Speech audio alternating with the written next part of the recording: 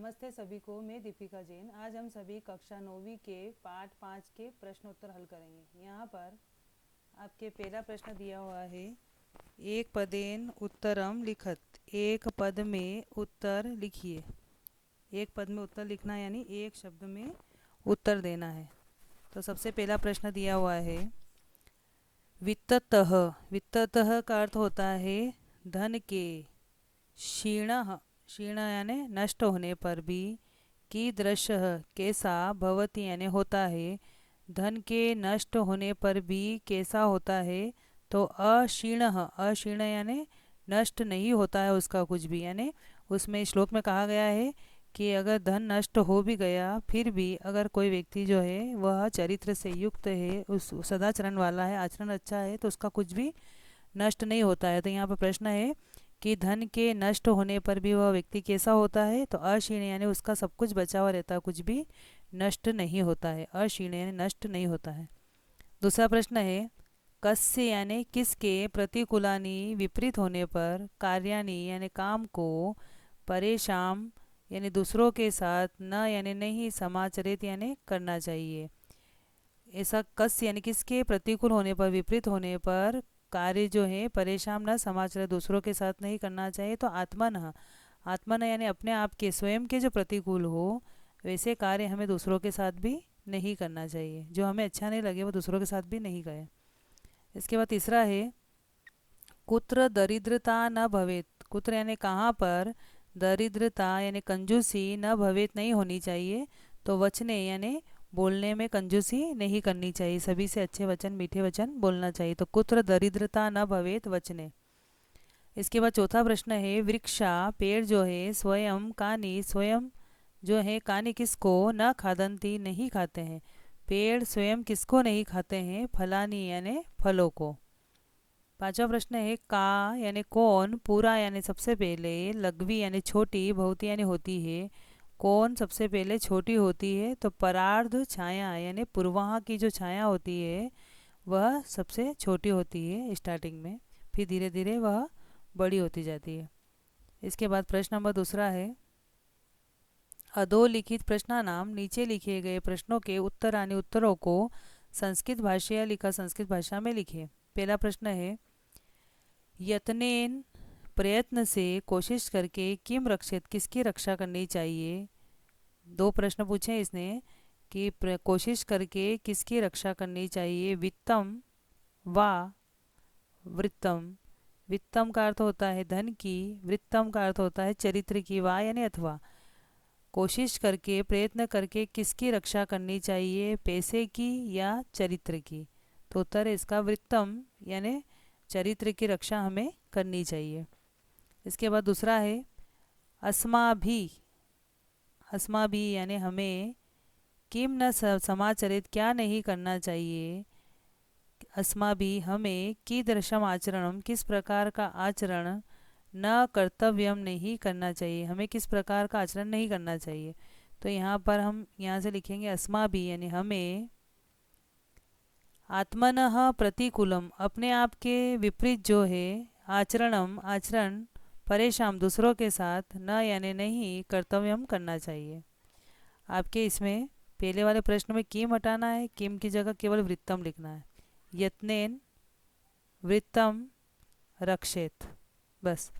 इसके बाद वाला ये नहीं लिखना है, बस केवल रक्षेत पे ख़त्म हो जाएगा। और दूसरे में अस्मा भी लिखना है, अस्मा भी के बाद आत्मनः प्रतिकूलम, उसके बाद आचरणम, फिर बीच में परेशान, फिर न कर्तव्यम। उत्तर पूरा बनेगा, अस्मा भी आत्मनः प्रतिकूलम आचरणम परेशान न कर्तव्यम। हमें अपने से विपरीत जो व्यवहार है, आचरण जो है, वह दूसरों के साथ नहीं करना चाहिए। इसके बाद तीसरा प्रश्न है, जंतव जंतु जो है, प्राणी जो है, केन तुष्यंती किससे संतुष्ट होते हैं। तो यहाँ पर जो केन है ये हटा देंगे, केन की जगह आपको लिखना है प्रिय वाक्य प्रदानेन। प्राणी जो है वो प्रिय वाक्य बोलने से, प्रिय वाक्य से तुष्यंती संतुष्ट हो जाते हैं। चौथा प्रश्न दिया है, सज्जना नाम मैत्री, सज्जनों की जो दोस्ती है, की दृषि भवती किस प्रकार की होती है।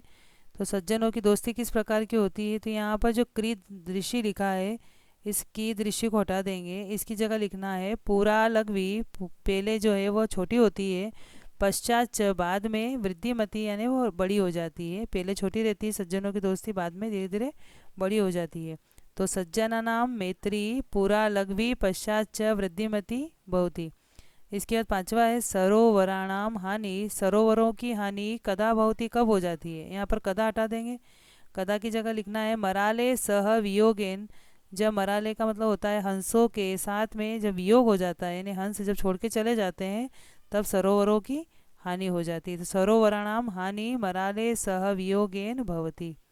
इसके बाद प्रश्न नंबर तीसरा है क स्तंभे विशेषाणी। क स्तंभ में जो दिए गए हैं विशेषण, उनका ख स्तंभे च, ख स्तंभ में जो विशेषाणी दत्तानी विशेष दिए हुए हैं उनके साथ तानी यानी उनके साथ में यथोचितम योज्यत सही मिलान कीजिए। पहला है आस्वादितोया, स्वादिष्ट पानी बहाने वाली कौन होती है, नद्य नदियाँ। गुण युक्त, गुण से युक्त कौन होता है, दरिद्र गरीब होने पर भी। दिनस्य पूर्वार्ध भिन्न, दिन की छाया के समान। दिनस्य पूर्वार्ध भी, दिन की छाया के समान क्या होता है, खलानाम मैत्री। पूर्वार्ध यानी जो सबसे स्टार्टिंग में जो छाया होती है वह खलानाम मैत्री, जो दुष्ट व्यक्ति होता है उसकी दोस्ती जो है पूर्वार्ध की छाया के समान होती है। दिनस्य परार्ध भिन्ना, और अपराह की छाया के समान किसकी दोस्ती होती है, सज्जना नाम मैत्री, सज्जन की मैत्री होती है। उसके बाद प्रश्न नंबर चौथा दिया हुआ है अधोलिखितयो, नीचे लिखे गए श्लोक द्वयो, दोनों श्लोक जो है उनका आशय हिंदी भाषा या हिंदी भाषा में, आंग्ल भाषा या आंग्ल भाषा में, वा यानी अथवा, या तो हिंदी भाषा में लिखिए अंग्रेजी भाषा में लिखत यानी लिखिए। इन दोनों श्लोकों का आशय हिंदी अर्थ जो है या तो हिंदी भाषा में लिखे अंग्रेजी भाषा में लिखे। तो आप जो पहला वाला दिया है इसका श्लोक नंबर 6, आपके जो अनुवाद का वीडियो बना रखा है इसमें से आप श्लोक नंबर 6 का हिंदी अर्थ सुन करके लिख सकते हैं। इसके बाद ये दूसरा जो श्लोक दिया हुआ इसका श्लोक नंबर 3 जो है आपके हिंदी अनुवाद है इस पाठ का, उसका श्लोक नंबर 3 का अनुवाद सुन करके आप इसमें इसका उत्तर लिख सकते हैं। इसके बाद प्रश्न नंबर 5वां है अधोलिखित पदे, नीचे लिखे गए जो पद है उनका भिन्न प्रकृतिकम, भिन्न जो अलग है इन चारों में से, उस पद को शब्दों को चितवा चुन करके लिखत या लिखिए। यहाँ पर जो शब्द दिए गए हैं इनमें से जो आपको अलग लगे भिन्न लगे उनको चुन करके आपको यहाँ सामने लिखना है। जैसे पहला है वक्तव्यम, कर्तव्यम, सर्वस्वम, हंतव्यम। तो आप देखेंगे इन सबके पीछे तव्य तव्य है, यहाँ तव्यत प्रत्यय लगा हुआ है। हंतव्यम में भी तव्य, कर्तव्य में भी तव्य, वक्तव्य में भी तव्य लगा हुआ है, वो सर्वस्वम में नहीं है, तो ये भिन्न है इसलिए सर्वस्वम इसके सामने लिखेंगे। उसी प्रकार दूसरे में यत्नेन, यत्नेन में तीसरी विभक्ति है। प्रिय वाक्य प्रदानेन, यहाँ पर भी तीसरी विभक्ति है। मरालेन, यहाँ पर भी तीसरी विभक्ति है, लेकिन वचने जो है उसमें सप्तमी विभक्ति है इसलिए वचने अलग है, तो यहाँ वचने इसके सामने यहाँ लिखेंगे। इसके बाद है श्रूयताम, श्रु एक धातु है, श्रूयताम। अवधारिताम, धारण करना, ये भी एक धातु है। क्षम्यताम, क्षमा करना, ये भी एक धातु है, लेकिन धन, धन जो है वो एक शब्द है। धनवताम ये अलग है, भिन्न है ये, क्योंकि ये सब धातुएं हैं यानी क्रिया है, सुनना, धारण करना, क्षमा करना, लेकिन धनवताम जो एक शब्द है इस कारण से ये अलग है, तो धनवताम इसके सामने लिखेंगे। इसके बाद ये जंतव, जंतु शब्द से विभक्ति में जंतव बनता है, नदी शब्द से नद्य बनता है, विभूति से विभूतय बनता है। ये सारी विभक्तियों के रूप लिखे हुए हैं, लेकिन परितः ये खुद एक शब्द है, परितः का अर्थ होता है चारों ओर, ये भिन्न है इसलिए इसको सामने लिखेंगे परितः। इसके बाद प्रश्न नंबर 6 है स्थूल पदान्य अधिकृति, जो यहाँ पर उभरे हुए शब्द लिखे हुए हैं इनको लेकर के प्रश्न वाक्य निर्माणम कुरुत, प्रश्न वाक्य आपको बनाना है, इनको हटाना है, इनकी जगह पर प्रश्न निर्माण लिखना है आपको। तो वृत्ततः यानी चरित्र के, क्षीण नष्ट, हतः यानी होने पर, नष्ट होने पर, भवती यानी होता है, तो यहाँ पर प्रश्न वृत्ततः हटाना है, इसकी जगह हो जाएगा किसके नष्ट होने पर सब कुछ नष्ट होता है, तो यहाँ पर वृत्ततः की जगह हो जाएगा अकस्मात, किसके। दूसरा है धर्म सर्वस्वम, धर्म का सार सुनो, फिर वैसा ही अवधारिताम यानी धारण करो, धर्म का सार सुनो और धारण करो, तो यहाँ धर्म सर्वस्वम हटाना है, तो ये हो जाएगा किम, किसको सुन करके धारण करना चाहिए, धर्म का सार सुन करके धारण करना चाहिए, तो प्रश्न बनेगा किसको सुन करके धारण करना चाहिए, तो किम हो जाएगा। प्रश्न पूरा आपको इस तरह से लिखना है, किम श्रुत्वा अवधार्यताम और प्रश्नवाचक चिन्ह, इसमें भी कस्माद क्षीण हतः भवति और प्रश्नवाचक चिन्ह। तीसरा है वृक्षा फलम न खादंती, पेड़ जो है फल को नहीं खाते हैं, वृक्षा हटेगा, इसकी जगह हो जाएगा के, कौन, कौन फल को नहीं खाते हैं, और प्रश्नवाचक चिन्ह लगाना है। चौथा है खलाना मैत्री, जो दुष्ट लोग होते हैं उनकी दोस्ती आरंभ गुरवी भवती, आरंभ में बहुत बड़ी होती है, तो यहाँ खलाना मटाना, इसकी जगह हो जाएगा केशाम, यानी किसकी दोस्ती जो है आरंभ में बहुत बड़ी होती है, और प्रश्नवाचक चिन्ह लग जाएगा।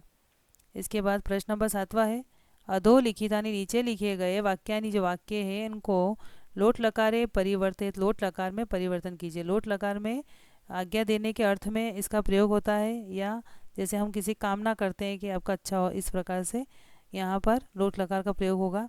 जैसे स पाठम पठति, वह पाठ पढ़ता है, स पाठम पठतु, कि वह पाठ को पढ़े, जब आज्ञा देते हैं तो वहाँ पर लोट लकार का प्रयोग हो जाता है। जैसे पहला है नद्य आस्वादितोया संति, नदी जो है वो स्वादिष्ट पानी वाली होती है, तो नद्य आस्वादितोया संतु, नदी जो है वो स्वादिष्ट पानी वाली हो, यहाँ संति की जगह हो जाएगा संतु। सह सदैव प्रिय वाक्यम वदति, वह हमेशा प्रिय वाक्य बोलता है, तो यहाँ पर ये पूरी लाइन ऐसी कैसे आ जाएगी, सह, यहाँ लिखना है आपको, सह सदैव प्रिय वाक्यम वदति की जगह हो जाएगा वदतु, वह हमेशा प्रिय वाक्य बोले, वदति की जगह आपको लिखना है वदतु, और इसके आगे की लाइन पूरी ऐसी कैसी, स सदैव प्रिय वाक्यम वदतु। तीसरा है त्वम परेशान, तुम जो है दूसरों के प्रतिकूलानी विपरीत न समाचार से, व्यवहार जो है नहीं करें, तो यहाँ पर त्वम लिखना है, फिर परेशान प्रतिकूलानी न समाचार, यानी दूसरों के साथ विपरीत व्यवहार नहीं करें। इसके बाद चौथा है ते वृत्तम यत्नेन संरक्षन्ति, वे जो है चरित्र की कोशिश करके, प्रयत्न करके संरक्षन्ति, रक्षा करें, तो यहाँ हो जाएगा ते वृत्तम यत्नेन, वे सब जो है चरित्र की जो है प्रयत्न कोशिश करके संरक्षन्तु, रक्षा करें, ते वृत्तम यत्नेन संरक्षन्तु। अहम परोपकाराय कार्यम करोमि, मैं परोपकार के लिए कार्य करता हूँ, तो यहाँ पर अहम परोपकाराय कार्यम करोमि की जगह हो जाएगा करवाणी, अहम परोपकाराय कार्यम करवाणी, मैं परोपकार के लिए कार्य करूँ, तो इस प्रकार से यहाँ लोट लकार का प्रयोग आपको करना है। बाकी ये पूरा पूरा लिखना है, जैसे यहाँ पर आपके बस पीछे पीछे के लिखे हुए हैं, आपको ये लाइन पूरी लिखनी है, हम परोपकाराय कार्यम करवाणी। इस प्रकार से यहाँ पर ये पार्ट 5 के प्रश्नोत्तर हैं। आप वीडियो के माध्यम से सभी प्रश्नोत्तर हल करने की कोशिश करें। धन्यवाद।